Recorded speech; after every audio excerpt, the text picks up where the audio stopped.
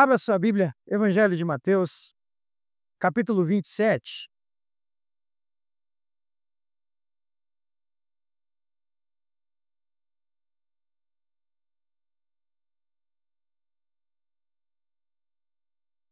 Evangelho de Mateus, capítulo 27.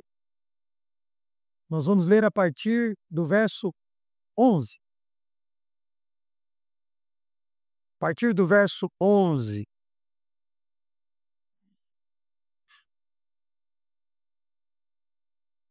Queria que você prestasse bastante atenção nessa leitura, porque ela é crucial para o entendimento nosso acerca de um ponto importante aqui no Evangelho.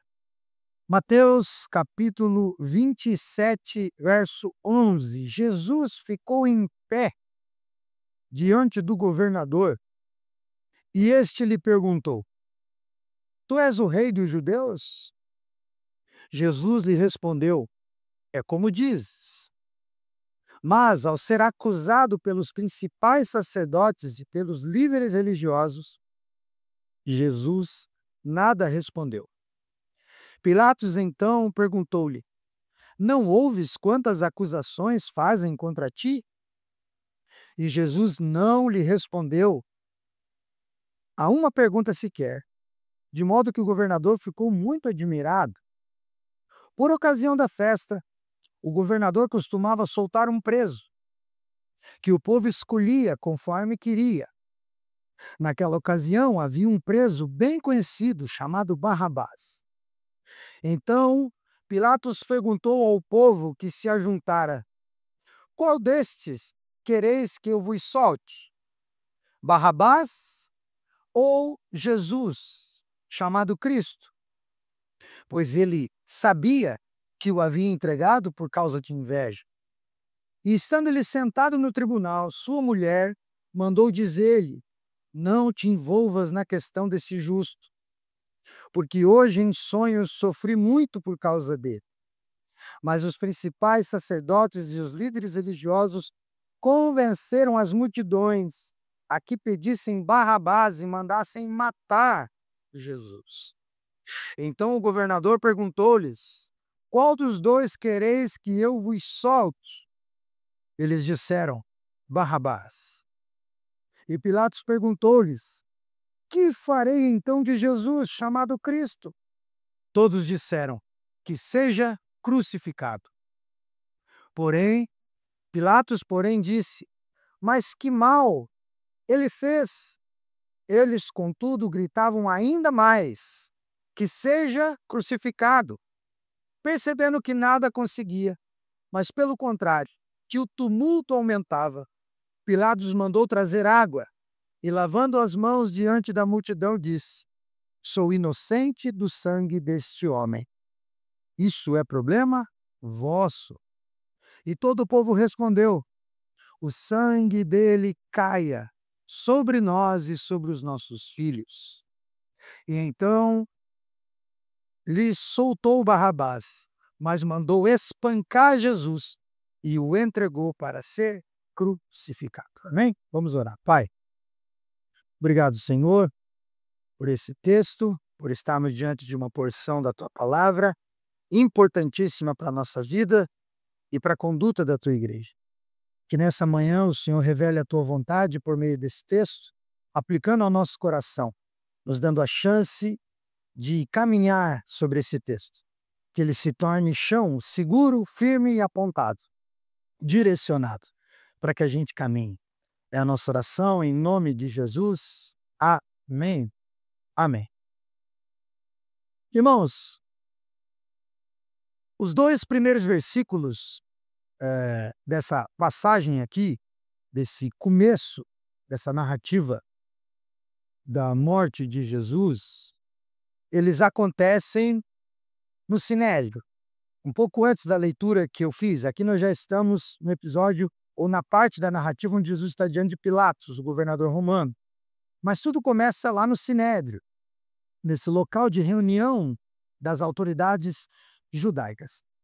E essa reunião, ela foi muito breve. Foi uma reunião rápida que eles fizeram. Essa reunião foi realizada na primeira hora da manhã do dia e tinha a intenção de formular uma acusação oficial contra Jesus. Essa era a meta dessa reunião, formular uma acusação contra Jesus de maneira oficial. E a necessidade de uma reunião como essa, ela se dá no fato de que, enquanto as autoridades judaicas podiam julgar casos simples do seu povo, eles não tinham o direito de infligir a pena de morte para os seus desafetos. Então, quando Roma conquistava um povo, qualquer povo que fosse, ele não interferia na sua religião e não interferia também no modo desse povo julgar as suas questões internas. Roma dava liberdade para que isso acontecesse. Claro que tudo era supervisionado. Só que se alguém fosse condenado à morte, então Roma intervinha. Ninguém poderia condenar alguém à morte. Só Roma podia fazer isso. Só o governador romano poderia pronunciar essa sentença. E somente as autoridades romanas podiam executar essa sentença. Então eles fazem essa reunião no Sinédrio para montar um esquema, para montar um caso jurídico, para levar para o governador romano, porque eles queriam que Jesus morresse, eles queriam a pena de morte. Então eles precisam montar um caso, eles precisam montar aqui a acusação. O governador romano da época era um homem chamado Pôncio Pilatos. Esse homem serviu na Judéia, esse local conquistado pelos romanos, por 6 anos. Ele era o 6º governador, mas ele serviu por muito mais tempo. Mas ele era o 6º de um grupo de governadores que governou esse local. E em várias ocasiões, Pôncio Pilatos entrou em conflito com o povo judeu, com o povo local, porque ele não se importava com a lei religiosa dos judeus. Então ele transgredia, por muitas vezes, essa lei religiosa, e com isso ele provocava muito o povo, né? Ele era muito provocador. E tendo em vista esse relacionamento conturbado que ele tinha com Israel, mas algumas mudanças políticas de Roma com respeito aos judeus, Pilatos estava numa posição um tanto quanto abalada no seu governo. Então, o César já não queria mais ouvir reclamações dele, o povo reclamava dele o tempo inteiro. Então, Pilatos aqui estava numa situação bem difícil como governador. Ele estava governando um povo que ele não gosta, num lugar que ele não queria estar, porque é um povo conquistado, lidando com questões que ele não queria lidar. Ele era um sujeito de pavio curto e com muita autoridade, então ele era muito ruim no seu governo com respeito aos judeus, né? Muito mal. E aqui ó, a posição dele está totalmente abalada. Então, com esse cenário montado, o Sinédrio, que tinha que montar essa acusação, formular essa acusação contra Jesus, tinha que convencer Pilatos a matar Jesus. Agora veja, a cidade está cheia por causa da festa da Páscoa. Tudo que Pilatos não quer é um motim, uma bagunça, e ele chega com alguém para morrer nessa data, pedindo para ele pena de morte. Então ele diz, pronto, né? Escolheram o melhor dia para arrumar essa confusão toda. E mais uma vez eu insisto, a posição dele já está toda abalada, não só diante dos próprios judeus, mas diante do Império Romano. E Mateus não vai dizer para nós qual foi a acusação que os líderes religiosos formularam. Ele vai dizer apenas que no Sinédrio acusaram Jesus de blasfêmia. Mas ninguém melhor que o líder religioso judeu para saber que Pilatos jamais ia dar prosseguimento a uma execução baseado numa acusação como essa. O que ele diria? Ele blasfemou contra a lei de vocês? Então resolvam vocês. Levem ele daqui e resolvam isso. Não tragam para mim. Então não adianta chegar em Pilatos e dizer que foi blasfêmia. A acusação é pouca para que ele se envolva. Certo? Aí se você ler o mesmo episódio no Evangelho de Lucas, Lucas vai dizer para nós e registrar para nós qual era a acusação. E ele vai dizer que a acusação era tripla. Foram 3 acusações. Os judeus tinham acusado Jesus de enganar a nação. Ele é o enganador. Tinham acusado de proibir pagar imposto para Roma, dizendo que Jesus tinha fomentado que eles fossem sonegadores de impostos. E por último, que Jesus dizia ser rei. Vocês percebem que essas 3 acusações são políticas? São políticas. Primeiro, porque eles afirmam que Jesus engana a nação. E quando engana a nação, aqui é todo mundo misturado, romanos e judeus. Jesus é um enganador. Depois, proibir o pagamento de imposto, fazer lá uma revolução para parar de pagar imposto. Isso é uma questão política. E por último, afirmar ser rei. Isso aqui coloca em xeque o trono do César, como um outro rei. Só tem um rei, que é o rei de Roma. São 3 acusações políticas. E essas acusações, um governador romano não ia poder ignorar. Ele tinha que pelo menos ouvir, porque são acusações que trazem problema para os superiores dele. Entendem? Por isso eles montam bem montado aqui a sua acusação. Pilatos se concentra na última. Quando eles dizem que Jesus afirma ser rei, é isso que o incomoda. Não podemos ter um outro rei. Isso dá um problema grande, vai dar problema para mim de não resolver isso. E aí, ele pensa, se eu tratar desse revolucionário de maneira correta, eu ganho pontos com os judeus e ao mesmo tempo impressiono o imperador, porque eu acabo com uma coisa grave que está se levantando. Então, esse é o ponto de Pilatos. Tanto é que toda a conversa dele com Jesus, e se você pegar o Evangelho de João principalmente, gira em torno desse tema. Você é rei? Você é rei? Ele fica perguntando isso o tempo inteiro. É isso que o incomoda.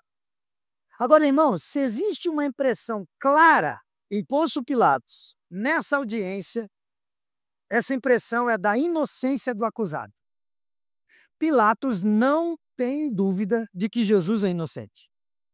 Tanto é que, se você lê o texto e acompanhou, todo o esforço desse homem gira em torno de liberar Jesus pela porta da frente do pretório.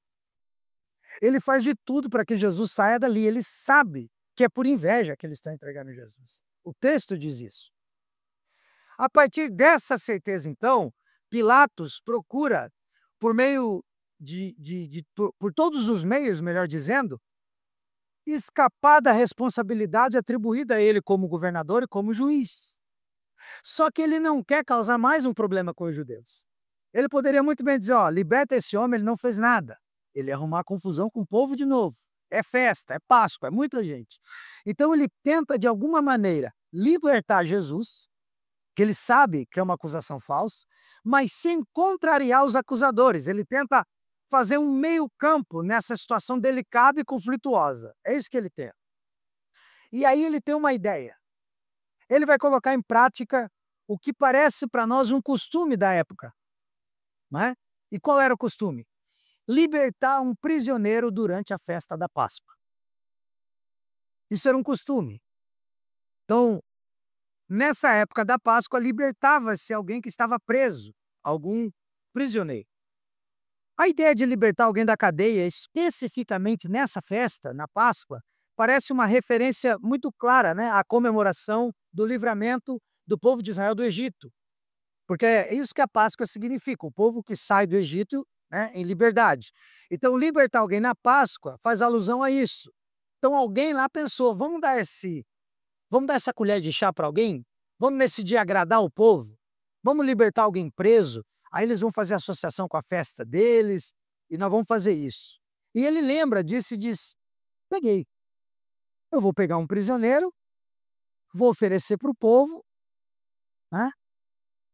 E eles vão dizer o quê? Queremos Jesus, não o prisioneiro. Que nós não queremos um delinquente de volta, a gente quer alguém bom nas ruas.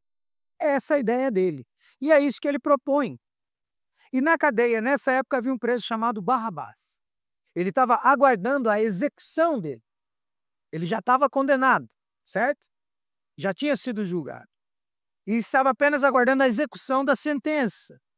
E veja, não se trata de um contraventor comum. O texto diz que ele não era um contraventor qualquer, ou seja, Pilatos escolhe o pior. Tem muitos presos, mas ele escolhe o pior para ter a certeza de que o povo não escolheria esse sujeito e libertaria Jesus. Ele escolhe o pior.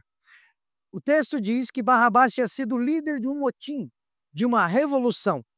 E esse motim, essa revolução, toda essa confusão, tinha terminado num assassinato que tinha sido colocado na conta dele, atribuído a Barrabás.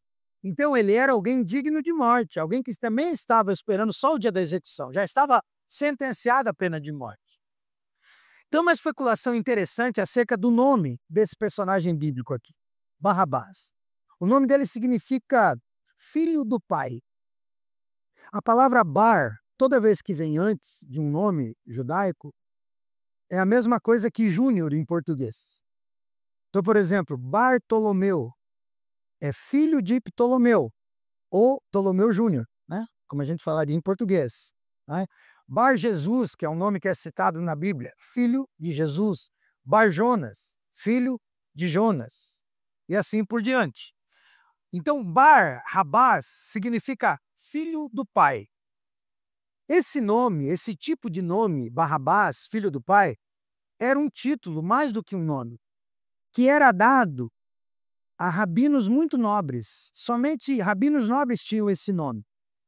Então pode ser que Barrabás pertencesse a uma família de rabinos, de mestres da lei, que nasceu e deram esse nome. Contudo, quando ele cresceu, ele perverteu o próprio nome e se envolveu numa carreira de crime, abandonando a família e tudo mais. Mas ele não era qualquer um. Ele nasce num lugar bom, ele nasce num lugar de ensino, ele nasce num lugar de muita coisa boa, mas se desvirtua ao longo da vida, certo? Então esse é o cenário que a gente tem montado. Líderes religiosos querendo dar um alerta a qualquer um que ameaçasse o posto deles na religião, então querem matar Jesus, porque Jesus está ameaçando a religião deles. Um governador, no limite do poder do cargo dele, querendo sair ileso de uma situação de conflito, ele quer se dar bem com o César e com o povo, ele está ali sambando, está tentando sair da melhor maneira possível. Nós temos um prisioneiro já julgado, já sentenciado à morte, sem nenhuma chance de revisão ou reversão do caso dele, que é Barrabás, já está ali pronto para ser morto, e um inocente sendo julgado, Jesus Cristo. O inocente, o justo, sendo julgado simplesmente porque expõe a corrupção do ser humano, o pecado do homem e, consequentemente, o pecado da religião e de todos. O inocente aqui. Esse é o cenário que a gente tem, certo? E o que a gente tem, então, para falar nessa manhã sobre isso? Nós temos aqui um tribunal e dois vereditos. Um tribunal e dois vereditos. O primeiro veredito é qual? O justo que é declarado culpado. Nós temos um justo sendo declarado culpado. Versículo 19. E estando ele sentado no tribunal, esse é Pilatos, sua mulher mandou dizer-lhe: não te envolvas na questão desse justo, falando de Jesus, porque hoje em sonho sofri muito por causa dele. Então a gente tem um tribunal e dois vereditos. E o primeiro veredito é um justo sendo declarado culpado. Veja, o texto diz que Pilatos está aqui provavelmente sentado na sua cadeira oficial de governador, no pátio, né, do templo, no pretório. E aí a sua esposa, que o nome não é citado aqui, mas a gente sabe pelo registro extra-bíblico, o nome dela era Cláudia Prócula. Essa mulher, chamada Cláudia, ela tem um sonho, uma espécie de pesadelo. E aquilo a incomoda e ela pede para que Pilatos interrompa a audiência e venha falar com ela. Bem coisa de esposa, né? O cara está fazendo uma coisa importante, ela quer interromper aquilo importante para que ela tenha uma coisa para contar. Bem coisa de esposa, né? Aí ela, chama ele lá que eu quero falar com ele. Eu preciso falar com esse homem. E a gente vê que Pilatos é homem. Por quê? Porque ele interrompe e vai. Né? Pilatos é homem mesmo. É marido. Ele para o que ele está fazendo, que é crucial e importante para ir lá falar com ela. Ouvir o que ela tem a dizer. Se diz para mim que tem um sonho para contar, eu digo, pelo amor de Deus, eu estou com um negócio sério aqui. Você veio falar de sonho? Comemos pizza ontem, você veio falar de sonho agora. Mas não é o que acontece aqui, certo? A gente entende que esse sonho que a Cláudia Prócula teve, foi um ato de providência de Deus. Sim, isso está no texto.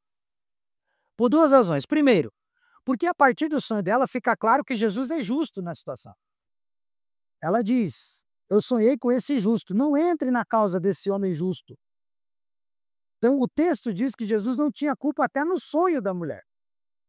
Tudo indicava isso, claro, mas até o sonho dela indica isso. Então, é Deus, por todos os meios, mostrando na Escritura para todos nós que Jesus não tinha nenhuma razão de ser crucificado. Ele era justo e inocente.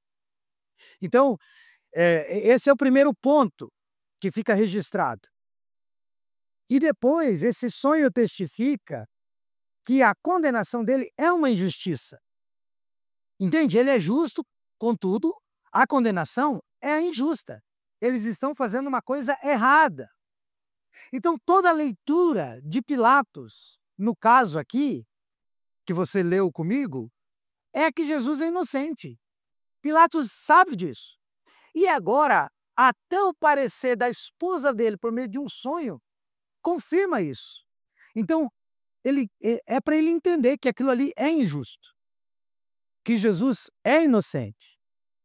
O conteúdo do sonho dela, do pesadelo, não está revelado para nós, não diz o que ela sonhou. Mas a gente só sabe que foi uma situação extrema que ela passou enquanto dormia. Um pesadelo sério, algo que inquietou ela. Mas veja, a inclusão dessa história aqui no Evangelho de Mateus, esse sonho relatado aqui, tem como objetivo comprovar a inocência de Jesus com respeito às suas acusações, o que fez possível ele se tornar o nosso Salvador. Ele tinha que ser injusto, ele tinha que ser condenado injustamente, ele tinha que ser justo no seu caso. Teria que ser um erro contra ele, senão ele não poderia nos salvar, né? Agora vamos lá. Até onde o conselho de Cláudia foi bom? Quando ela chama e diz, ó, não se envolva no caso desse homem. Pode ser considerado o conselho dela uma advertência divina dirigida a Pilatos? Sim, até pode. A verdade, contudo, é que o conselho dela não pode ser qualificado como totalmente bom. E por quê? Porque ela aconselhou o marido, Pilatos, a abandonar o caso e não a absolver Jesus. Porque ela também sabe que pode perder o conforto de mulher de governador se Pilatos ir contra o povo. Então o que ela diz? Olha, abandone isso aí. Vira as costas, fecha a porta na cara deles e deixa eles gritando igual doido lá fora.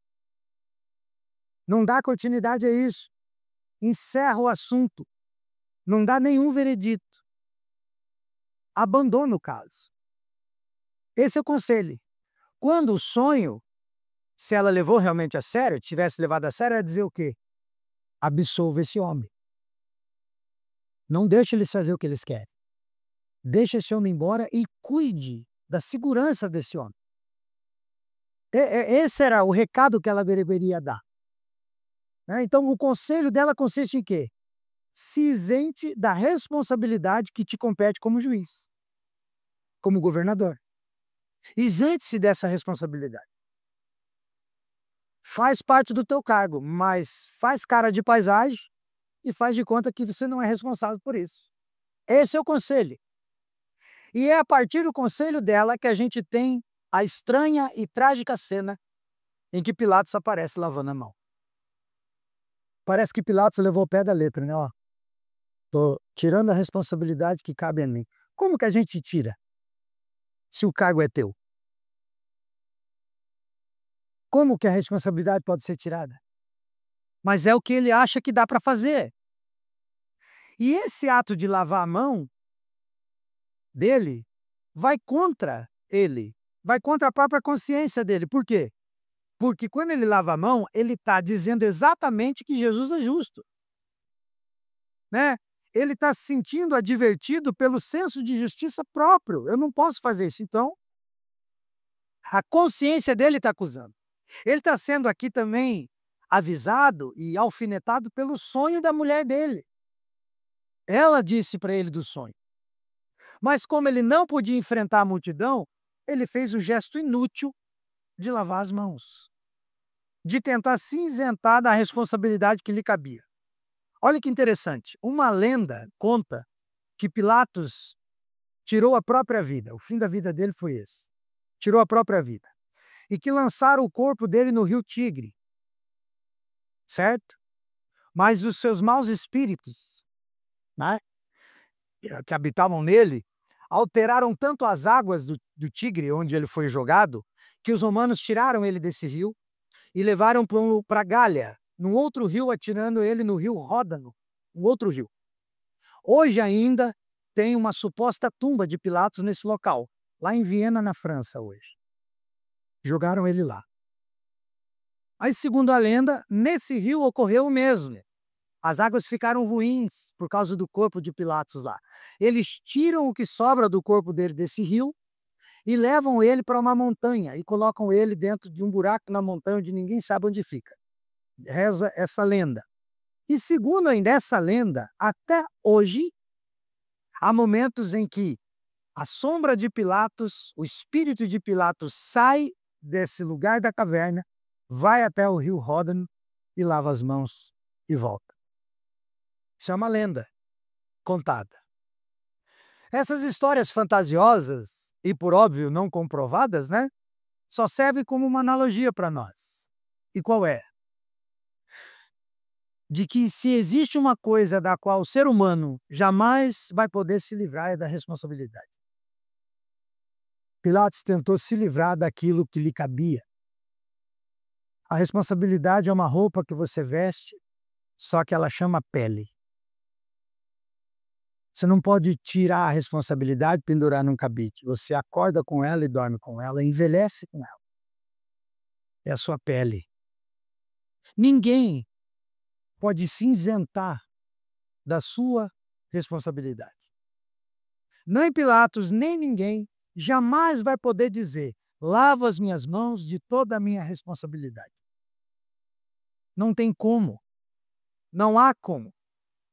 Porque a responsabilidade é algo que nada nem ninguém pode tirar de um indivíduo. Você é responsável por todas as suas decisões. Você é responsável por tudo aquilo que lhe foi atribuído. Se você é pai, você é responsável de ser pai. Não dá para pedir para a polícia educar o seu filho, não dá para pedir para a avó educar seu filho, não dá para pedir para a avó educar seu filho. É responsabilidade sua. Não tem como a gente abrir mão de responsabilidades atribuídas a nós.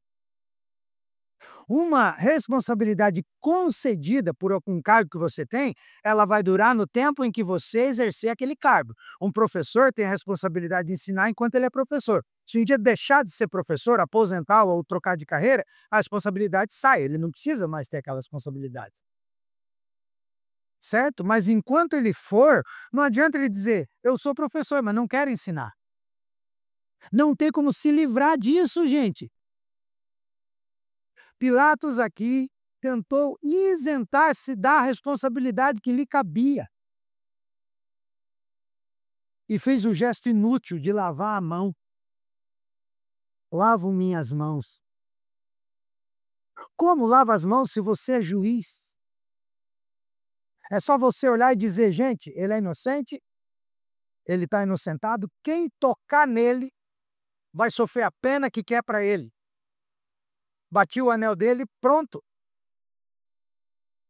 Mas veja, ele quer rebolar, ele quer sair bem com todo mundo. Ele quer sair bem com os judeus, ele quer sair bem com Roma, ele quer sair bem com a mulher, ele quer sair bem com todo mundo. E não é sair bem, se isentar de responsabilidade, é só acumular mais juízo em cima da sua cabeça quando você não faz o que deve fazer. Ninguém dirá não a você para as propostas do diabo. É você que tem que dizer não para as propostas do diabo. Não adianta você se isentar dessa responsabilidade e digo mais, no último dia não adiantará colocar a culpa em Satanás. Não vai adiantar você dizer: a culpa foi do diabo que me perturbou. Não vai adiantar.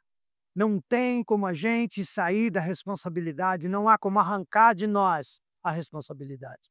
Por causa disso, nós temos aqui o justo sendo considerado culpado. Jesus morre porque pessoas não assumem suas responsabilidades. Jesus vai à cruz. E tudo isso acontece para ficar estabelecido que a justiça de Jesus e a sua injustiça na sua condenação estavam aqui. Fica estabelecido que Jesus é justo e que todos que o condenam são injustos. Nesse episódio, nós temos aqui o favor que foi a nossa salvação em termos jurídicos. O inocente levando a culpa. Juridicamente aqui, nós somos salvos. Porque o inocente levou a culpa de todos. Ele foi condenado injustamente. O inocente assumindo a sentença dos culpados e o justo sendo indiciado no lugar dos injustos. Jesus. E tudo isso com consentimento de quem tinha poder para libertá-lo. Entende? Jesus será sempre justo no teu caso e você sempre errado. E quanto menos responsabilidade você acha que tem nisso, mais culpado você se torna. Mais culpado se torna. Por isso que Paulo vai falar em Romanos 3 que todos são indesculpáveis. Todos são indesculpáveis.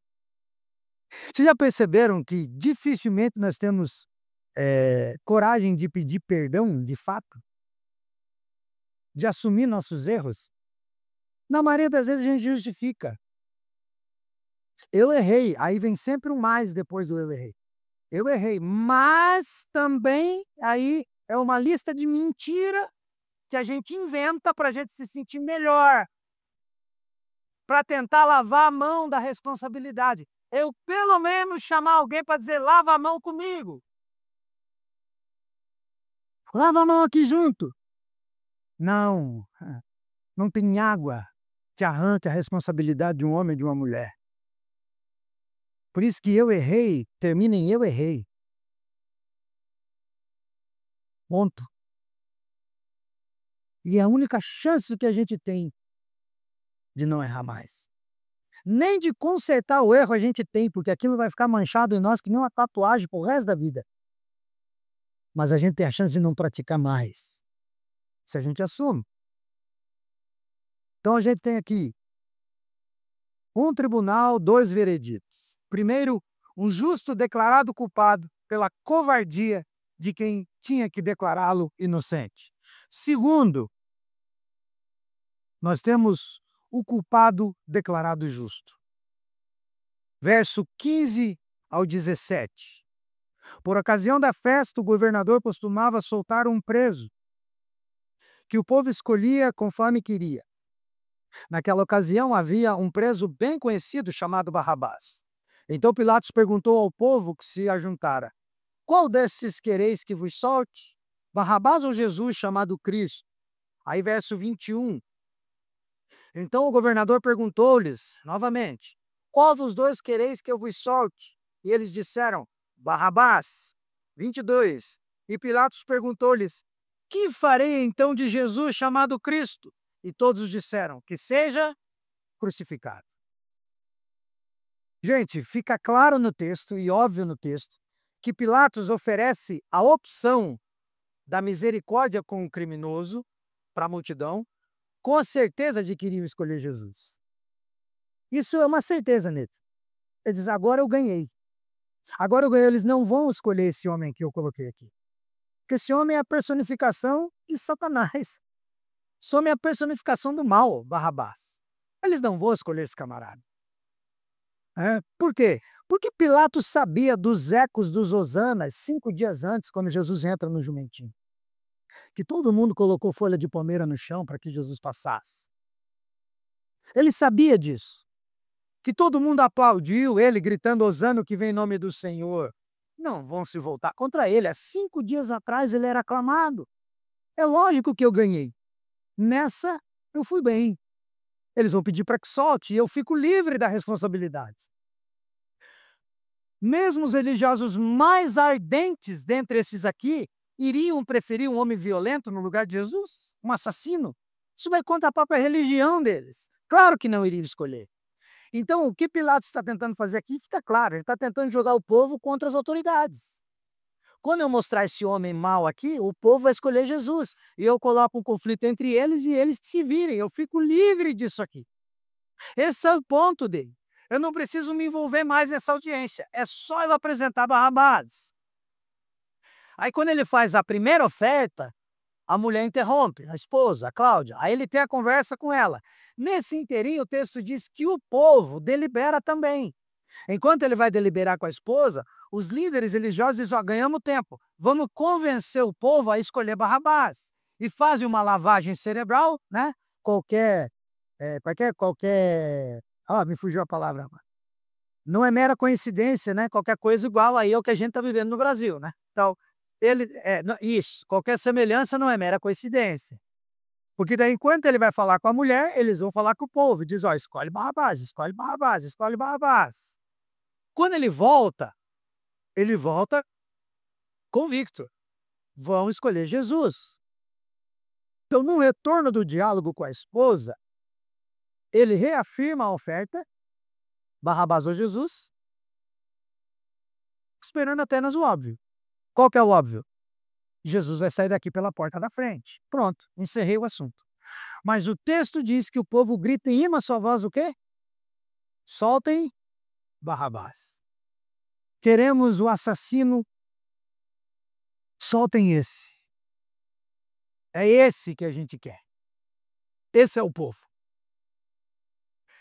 O que segue aqui é uma das passagens mais ingratas e, em certo sentido, mais preciosas de toda a Escritura. Pilatos faz uma tréplica para o povo e diz o quê?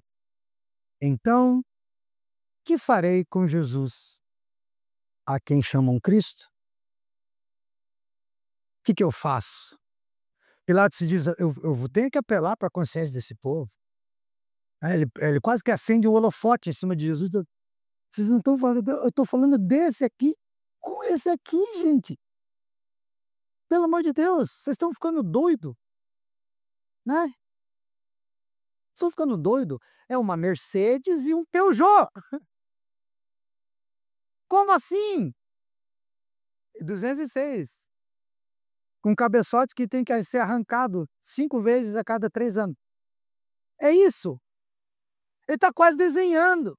O que eu faço de Jesus a quem vocês chamam Cristo? Agora veja, existem algumas traduções que não são válidas, porque são poucos os manuscritos, então elas não podem fortalecer esse argumento, porque a maioria esmagadora não é assim, mas existem algumas traduções que entendem que as palavras de Pilatos aqui, Jesus a quem chamam Cristo, indicam que o contraventor, que é Barrabás, também chamava-se Jesus. Então, é como se Pilatos dissesse, bom, os dois têm nome igual, Jesus e Jesus. Então eu tenho que falar Jesus o Cristo e Jesus Barrabás. Só que não tem Jesus em nenhum manuscrito, mas alguns traduzem assim porque entendem que é essa a interpretação. Por isso que Barrabás chama Jesus o Cristo, para diferenciar. Por isso que Pilatos chama Jesus o Cristo, para diferenciar do outro. Alguns dizem isso. Embora a gente possa até admitir a possibilidade de que ele coloca Cristo, né, em Jesus, para diferenciar do outro que outro tem um nome igual, parece muito mais provável, pela maioria esmagadora das traduções, entender que as palavras Jesus a quem chamam Cristo não são para fixar uma identificação entre os dois. Mas antes, o que Pilatos quer aqui é enfatizar a vasta diferença entre os dois. Entre Barrabás, um criminoso, e Jesus, ungido. Por isso que ele diz, quem vocês querem que eu solte? Barrabás. E o que farei de Jesus? Aí ele diz, o Cristo, gente. Ungido. É essa comparação que eu estou fazendo. O que vocês escolhem? Veja, mesmo Pilatos, embora pagão, romano pagão, percebia a diferença entre os dois.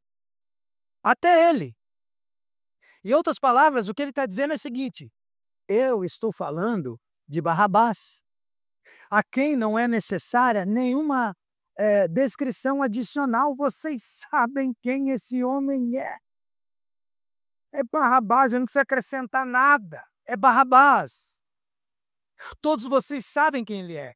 E estou falando de Jesus, de a quem vocês chamam Cristo.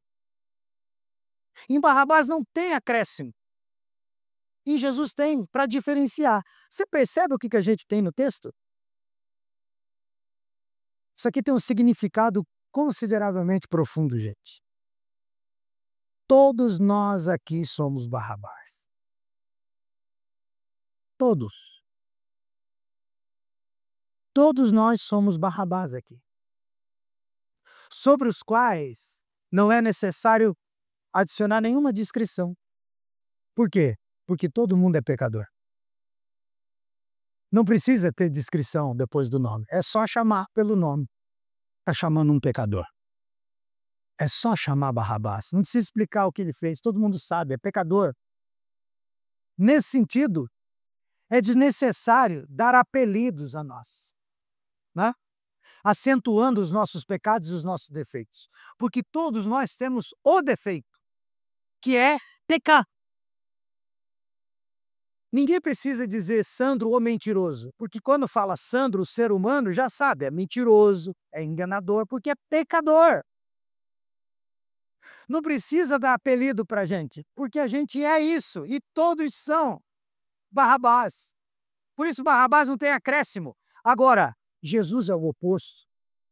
Por isso a Jesus é acrescentado o escolhido, o Cristo, o ungido. Em Barrabás, nós temos a representação da libertação efetuada pela condenação de Jesus. Ele nos representa nesse tribunal. Ele representa o que é ser liberto apesar de uma vida de crime. Todos nós, considerados livres apesar de uma vida de crime. Todos nós, como Barrabás, éramos criminosos já condenados e sentenciados. Todos. Condenados e sentenciados ao inferno. Quem não crer já está condenado, diz o Evangelho. E fomos substituídos por outro que morreu injustamente no nosso lugar. Simplesmente por quê? Porque qualquer um aqui que morresse pelo seu próprio crime, pelo seu próprio pecado, pelo seu próprio crime contra Deus, não ia mudar o destino. Ia só cumprir o certo. Quem peca, morre. Não adianta dizer, eu vou pagar pelos meus erros com a minha vida. Beleza. Não muda nada na sua sentença eterna. Isso é só o óbvio. Quem peca deve morrer. Mas a morte de um diferente, o justo, a quem é acrescentado o título de Cristo, muda tudo. Porque quem morre já não é o culpado, é um inocente. Por isso a ele é atribuído Cristo. Sabe o que eu fico impressionado com a igreja? É que quando nós, como igreja, e eu digo isso sem medo de errar, quando a gente olha para esse texto aqui, a gente fica perplexo com o povo escolhendo um assassino no lugar de Jesus. A gente olha para o texto e diz assim, como que pode? Olha só que povo ruim. Escolhendo um assassino no lugar de Jesus. Mas a gente não para perceber que nós não somos os espectadores da cena. Nós não somos os espectadores dessa cena. Nós somos o próprio Barrabás. O nosso lugar no texto é quem foi escolhido injustamente para ficar solto. E aí você mudaria totalmente o seu ponto de vista. É a graça de Deus revelada no texto. Você não é um espectador lendo e botando defeito no povo e criticando o povo. Você é o condenado, sendo liberado. É o povo ruim, escolhendo o bom para morrer e deixando você ficar vivo. Esses somos nós. Nós não somos os espectadores, nós somos um personagem no texto. Estamos aguardando a nossa execução sem nenhuma esperança de mudança repentina dessa sentença. Não havia esperança nenhuma que alguém mudasse esse quadro. Era só esperar o dia de morrer e ser condenado eternamente. E vejam, a semelhança de Barrabás, não fomos inocentados dos nossos crimes. Não fomos, mas nós fomos substituídos no momento da execução. E sem nenhuma explicação boa para isso. Você imaginou? Esses éramos nós, gente. Todos sentados no nosso lugarzinho, esperando Deus chamar para nos executar, para nos condenar eternamente ao inferno. E aí, sem razão nenhuma, chega alguém, abre a porta e diz: vão. Aí você diz: quê? Vão. Pode ir embora. Aí você pergunta: tô perdoado? Não. Você é criminoso. Só que a tua pena vai ser paga por outro, que não tem crime nenhum e que vai morrer no teu lugar. Esses somos nós no texto. Aos 45 do segundo tempo, alguém morre. E a gente não pode nem sair desse tribunal pulando. Por quê? Porque é injusto o que está acontecendo. O correto era eu morrer. Eu não posso nem comemorar.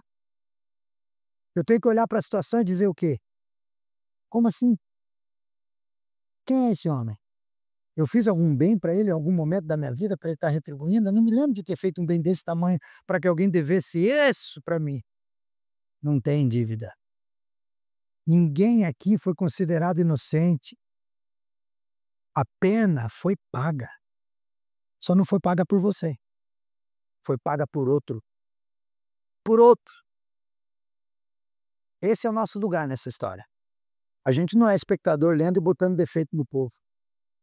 A gente é o Barrabás saindo de lá, olhando para trás, dizendo: não estou entendendo nada. Que paz é essa que eu sinto agora? Que paz é essa que eu sinto agora? Que alívio de culpa é esse que eu sinto agora? De onde vem isso? De onde vem eu poder andar na rua e todo mundo me olhar agora e não me ver mais como alguém aguardando o dia da sentença?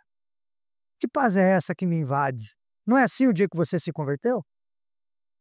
Que paz é essa que me habita? Que amor é esse que me abraça, como a gente acabou de cantar? Para encerrar, a verdade aqui é que não estamos lendo apenas um relato histórico. Não estamos lendo apenas um relato histórico, mas a gente está encarando um espelho. Esse texto é um espelho, gente. É um espelho. E no reflexo a gente percebe que Barrabás é quem? Eu e você. No reflexo, quem aparece no lugar de Barrabás sou eu e você. Esse vídeo é isso. Somos culpados, condenados à beira de uma execução iminente. Não havia apelo, não havia argumento, não havia justiça que nos absolvesse mais. Acabaram-se todos os recursos. No entanto, alguém toma o nosso lugar. Jesus, o justo, o inocente, o Cristo. Ele é declarado culpado para que nós, os culpados, fôssemos declarados justos. Ele foi abandonado na mão dos soldados romanos para que nós fôssemos acolhidos por Deus. Ele foi condenado para que nós fôssemos perdoados. Ele foi crucificado para que nós tivéssemos a vida eterna. A vida dele cessa na terra para que a gente possa viver eternamente. Pilatos lava as suas mãos para fugir da sua responsabilidade. Mas você e eu, nós, não podemos lavar as nossas mãos diante dessa verdade. Não podemos. Não tem como a gente sair daqui hoje sem decidirmos o que faremos com Jesus, a quem chamam Cristo. Essa é a sua responsabilidade. Essa decisão, ela é exigida toda vez que esse texto é lido e pregado. O que você vai fazer de Jesus chamado Cristo? Que faremos então de Jesus chamado Cristo? Essa é a pergunta mais importante da nossa vida. Aí, tem hora que a gente faz o quê? Lava a mão. Eu não tenho responsabilidade sobre isso. A gente se engana. O problema é que depois isso vira um fantasma, que conforme a lenda, todo dia sai de dentro da gente tentando lavar a mão de novo para ver e vendo que não dá certo. Todo dia é a mesma coisa. Essa é a pergunta que a gente tem que fazer. Você pode tentar se omitir, como Pilatos fez. Você pode escolher o caminho mais fácil, como a multidão, escolher por influência, ou você pode reconhecer que foi substituído por amor, como Barrabás, e agora viver incondicionalmente aquele que deu a vida por você. Assumir isso. Você pode seguir vivendo como se você tivesse sido libertado por mérito próprio, se enganando. Você pode dizer assim: ó, eu estou na rua e estou vivendo porque eu mereci sair de lá. Foi os meus méritos. Você pode viver iludido desse jeito se você quiser. Ou você pode humildemente reconhecer que você só pode cantar "Eu sou livre" porque o Filho de Deus foi condenado no teu lugar e te substituiu na pena que era sua. Hoje, 2 vereditos ainda ecoam dos tribunais da eternidade. Um justo declarado culpado, Jesus Cristo, e um culpado declarado justo, Barrabás e nós. Qual desses vereditos você acha que é o seu? Respondendo essa pergunta para si mesmo, joga fora essa bacia. Joga fora essa esponja, esse pano. Para de lavar a mão achando que você não tem responsabilidade com isso. E assume de uma vez. Assume de uma vez. Amém? Coloque-se de pé.